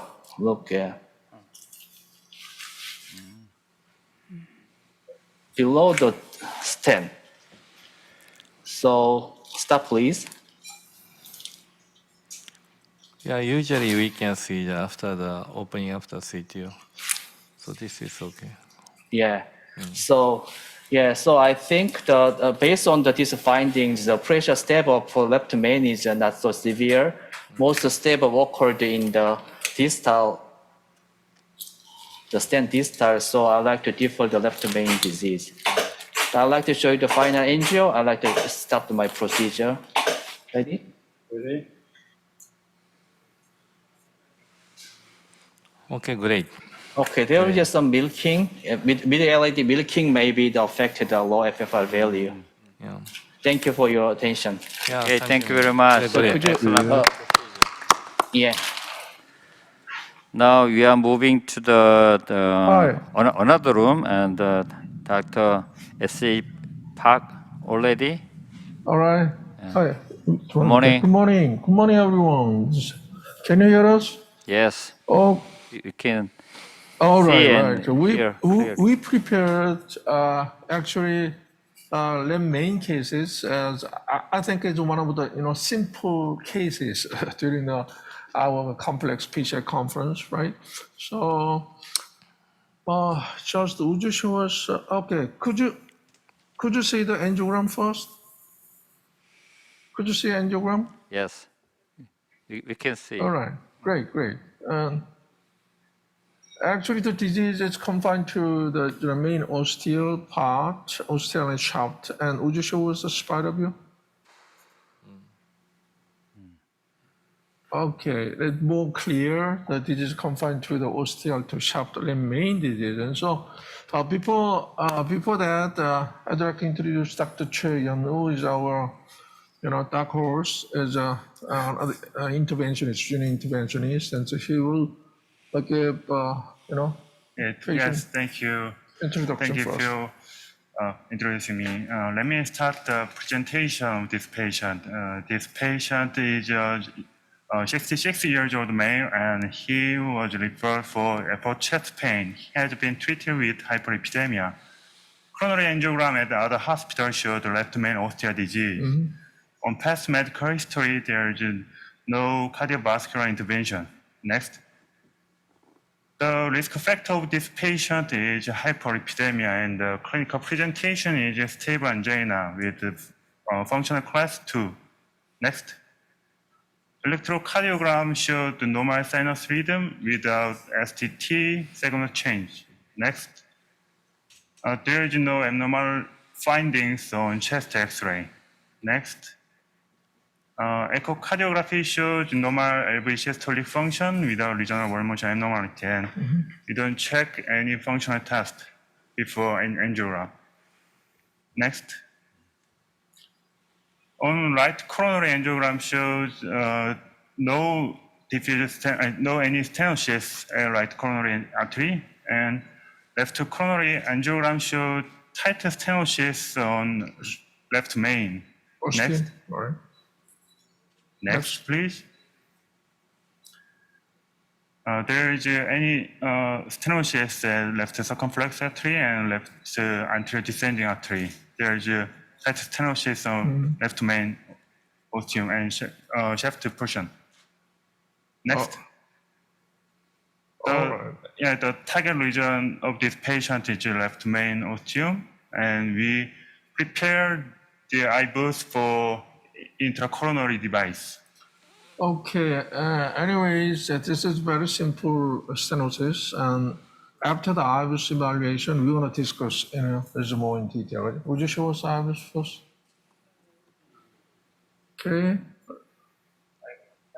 Doctor, would you explain that one? IBUS findings. This is distal. Okay. This is left anterior descending artery. There is no plaque burden. All right. Circumflex comes from 11 o'clock direction. Great. This is the shaft. The main left main shaft. tightest portion would be here, right? Yeah. Could you Okay, show go the ahead, go tight? ahead. All right, the ostium. Yeah. So we plan to direct stand because there's the plaque characteristics is a soft plaque and there's no calcification. So I think direct stand is okay. All right, so would you show us again our findings? If you look at the proximal LED as relatively big one, 3.8 something, right? All right, how in case of a distal shaft, the maximum diameter is 3.57. The meaning is there are some negative remodeling and adding the next very tight synapses here. The plaque stability, all right, characteristics of the be very soft one, right? Yeah. We don't need any predilation, something like that. The reason why soft plaque. And all right, would you measure the minimal lumen area? 2.99. We have already checked 30 millimeter square or something. So, all right, that's the findings. Angiographic finding, ostial shaft lesion, and so I was findings very soft plaque screen narrowing, minimal lumen area, just 30 millimeter square something, right? Okay, we have left main stenosis with a very tight stenosis, left main body with some negative remodeling. I think I think left main negative remodeling side will also have a space to expand. We can see that. How do you think? Yeah, I think this is a straightforward left main PCI, but I don't want to say easy because I only say that after the PCI procedure. Anything can happen, but this would be one of this osteo shaft left main that constitute maybe about 35% of cases. The rest are all distal left main. But in this case, I'm just thinking, perhaps I don't even bother to protect these circumflex. I don't think it's ever going to get blocked up. I'll just put a wire across, and I'm just going to go straight for a stenting.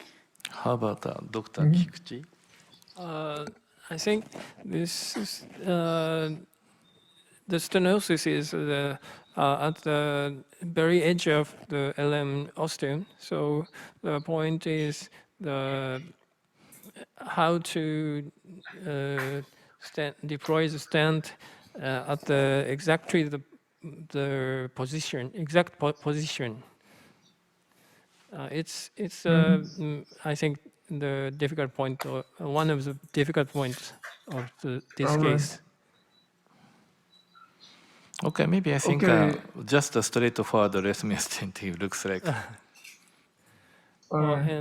So anyway, the wire protection for the circumflex, that is another suggestion, and ultimately precise placement, how to do that is the main issues, right?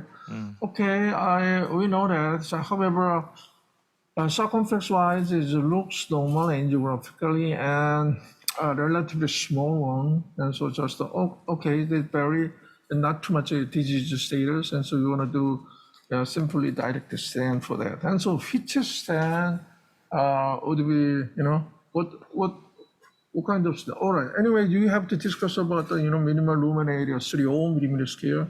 That is clear. The ischemic or Yes. The minimal lumen area less than 3.0 is clearly less than our ischemic criteria 4.6. So we confirm the patient had ischemia. So we plan to PCI and left main digit. We published it previously, isolated the main ostium shaft disease.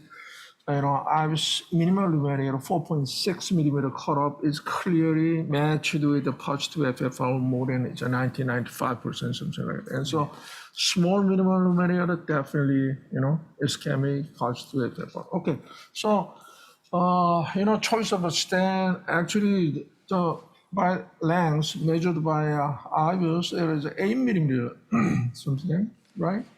So you want to choose the 8 millimeter onyx or 12 millimeter giants?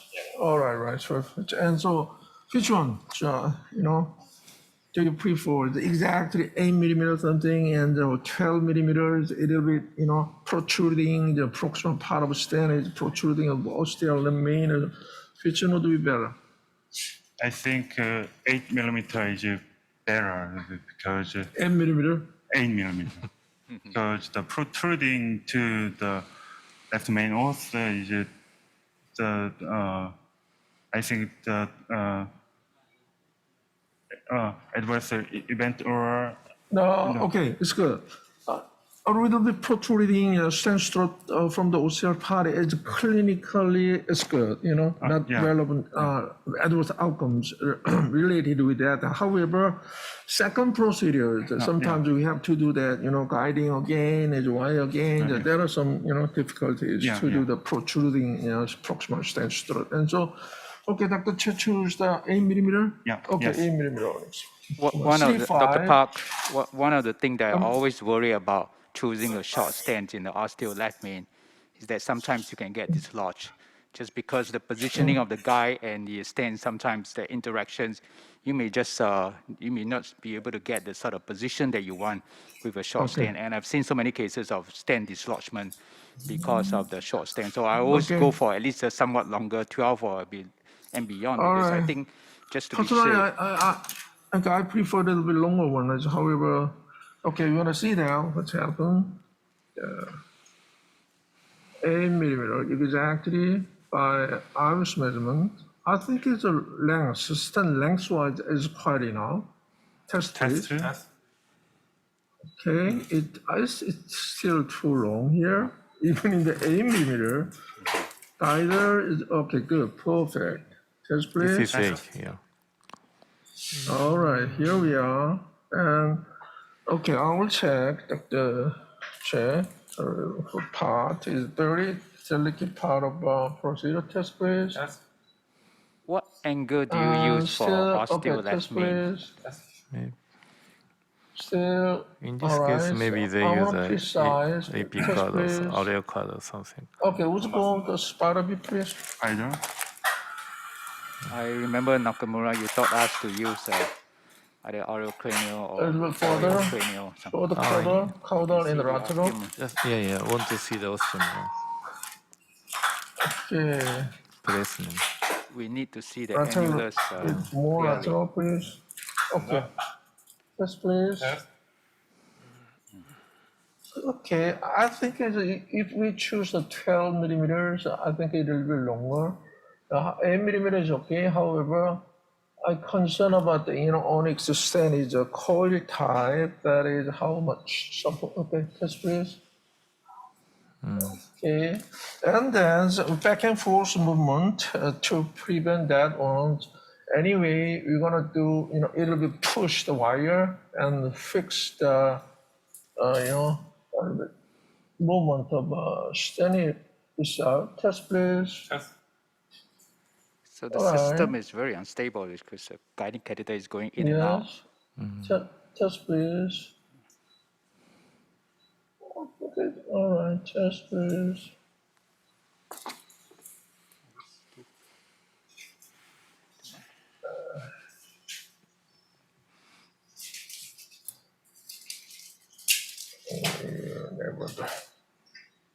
Test please. Okay, I think it's a little bit further. Test. A little bit further. Test. What do you think? Test. For such lesion, I would suggest Test please. great patience here. Just take your time, find the right best position, because you only have one shot. Inflate slowly. Test. Inflate slowly. Inflate slowly. 4, 6, 8, 10, Okay. 12. Okay. 12. Okay, we're gonna do what's happened. We're gonna see that. Deflate. Inflate.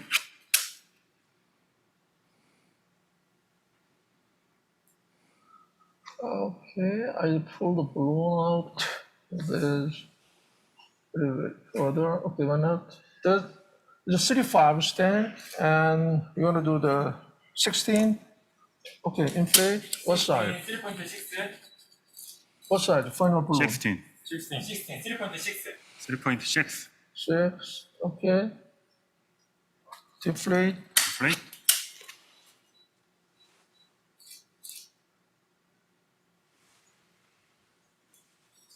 Okay, the main issue is, how to match the, precise placement. Something. Okay, the picture here. All right. I think it's good. I like it. Any other suggestion? No. Okay, so Perfect, anyways, we're gonna do after the August 1st, and we're gonna do we decide is really hyperinflation would be needed or not. Yeah.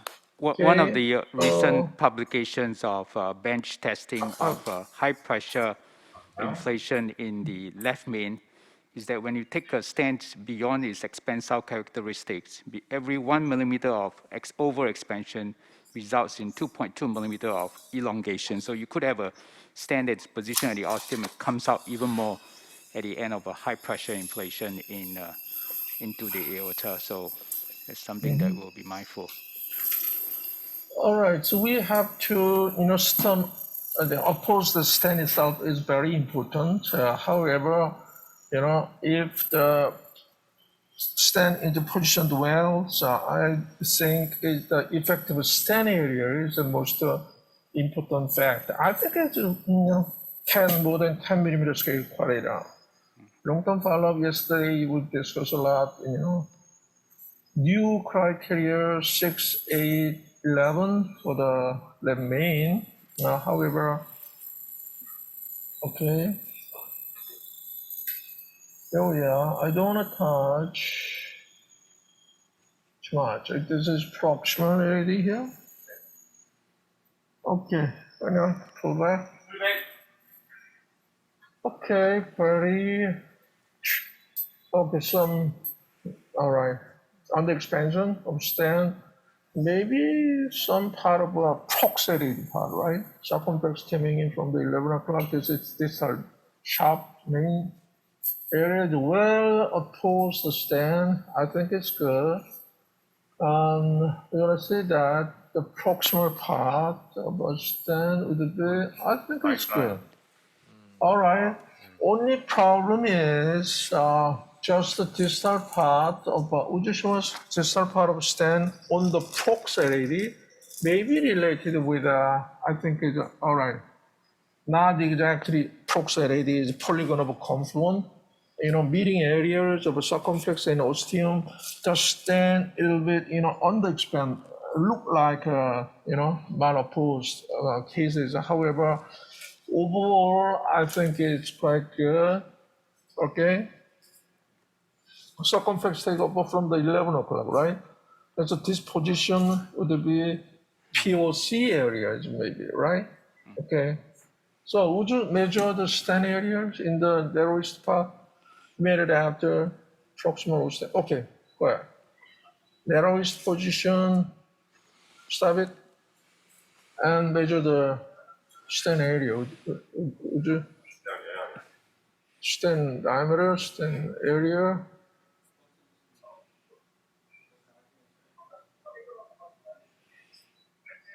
Still, I believe the bigger the better. However, 10 millimeter scale something is quite enough. What is actually 10, right? All right. So, next issue is just the polygon of confluent area. Immediate after OCL part of a proximity, there are some, underexpanded. That is not underexpanded. The reason why meeting at a POC area is a little bit bigger than the stand size. And so, what do you think? Do we have to do a little bit further, bigger balloon inflation, or just leave it all? Would you discuss that one? Basically, maybe we don't need to do anything. No? Yeah, Okay. the stand position is quite okay.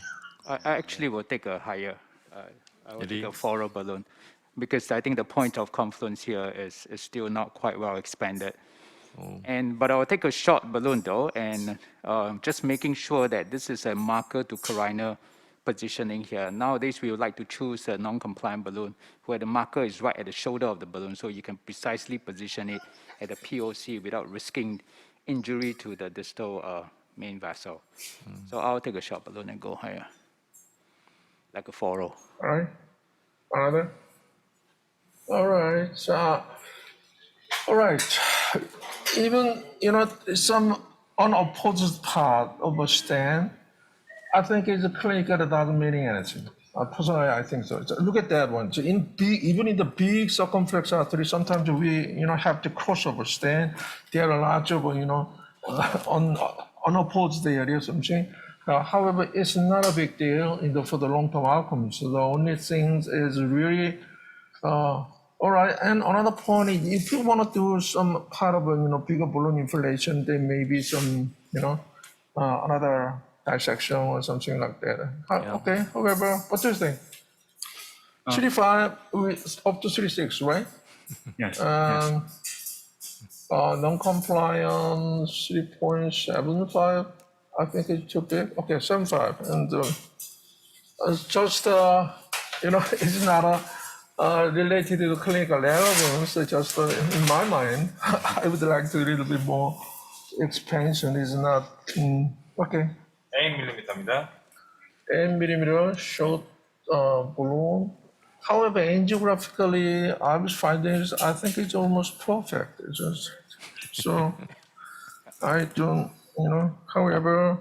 Dr. Bob, we Just are distal part, maybe POC area. another room prepared the last case, so we're gonna move to another room and come back. Okay, no It's problem. okay? Yeah. You're gonna say the final angel in the later. Okay. 도윤가? Good morning. Morning. I have 3 minutes. I think. We are very But sorry. this is a relatively simple case, and I'm Dr. Do Young-ga, and here's the Jinsun Park, our senior fellow. And because of the time limit, I will just briefly introduce the case. 69-year-old female with a stable angina. She had a history of hypertension and several infarction, and no other history.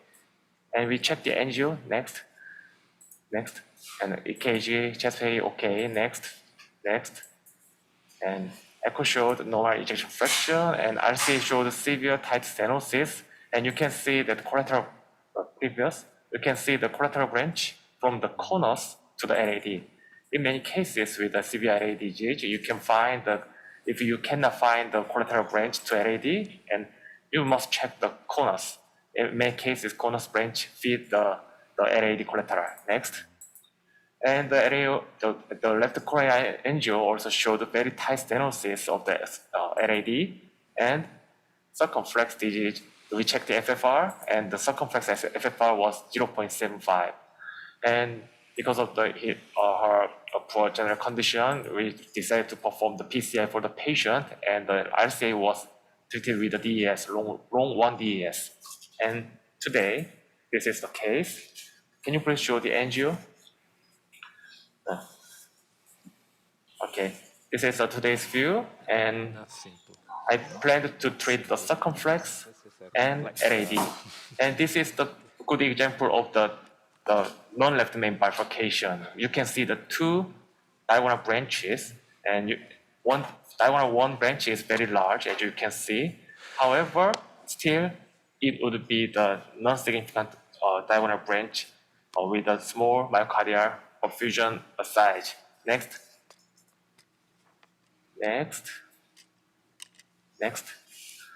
And because of the heavy calcification of circumflex, next.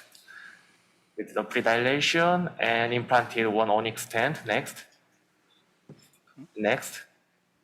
And because there was no good landing zone, the disease was very diffuse, so I implanted just short stent. Next. At the acceptable landing zone. And proxy I did some predilation. Next. And then you can see the diagonal branch and diagonal branch 2. Next. D1, D2, next. Also, all can be treated with a crossover, I think. And next. And IVUS was also evaluated, but because of the time limit, I will just skip next. The diagonal ostium was evaluated on the IVUS pullback, and the ostium was a little bit diseased, but still the opening was good. Next. And the one long stent, so 8 millimeter onyx stent was implanted. Next. And this is the result of the simple crossover for the non-left main bifurcation. And now I was doing the post-dilation for this patient after implanting stent. This is 2.75 millimeter NC, 12, 14, 18. 18. Inflation. 20. My question here is that, is there osteocircumflex stenosis or not? Because the stent in the circumflex didn't quite reach the ostium, isn't it? Oh, yes, I put the stent at the very proximal circumflex, and we checked the IVUS and not protruded. The stent was not protruded to ostium. Can you please show the final circumflex pullback? 서커 오스만 좀 보여주세요. This is circumflex final IVUS. You can see there was severe calcification, but stent was well expanded and opposed, and it was placed at the just proximal of the, this is opening of the circumflex. Yeah, there's no osteo involvement. Yeah, no osteal involvement. And this is 3.5 NC for the final post-dilation with the wire keeping in the D1. This is 3.5. Nominal. 18. 18. 20. 20. Deflation. Okay. Test. Diagonal is still good. I'll remove the diagonal wire. And we'll do further dilation for the very proximal.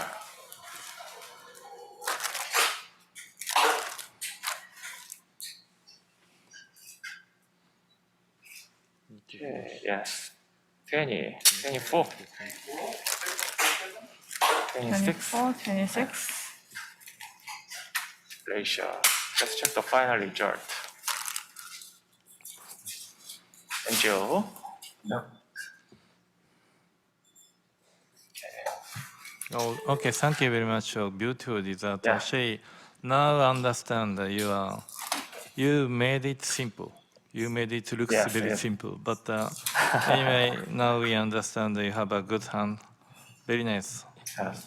Yeah. The diagonal branch, the non-left main, or the key message for the non-left main bifurcation disease, if it is acceptable and not symptom precipitating diagonal branch, crossover would be the best strategy in many cases. Yeah. This is final IVUS. I'll finish my case with the final IVUS pullback. Distal landing is good at the normal vessel. Here there was severe calcification, but well expanded with aggressive predilation with a 2.75 NC. And after 3.5, the stent was well expanded and well placed at just proximal NAD. Thank you very much, Young-Kang. thank you. We are very sorry for short live time, but you showed excellent results. Thanks so much.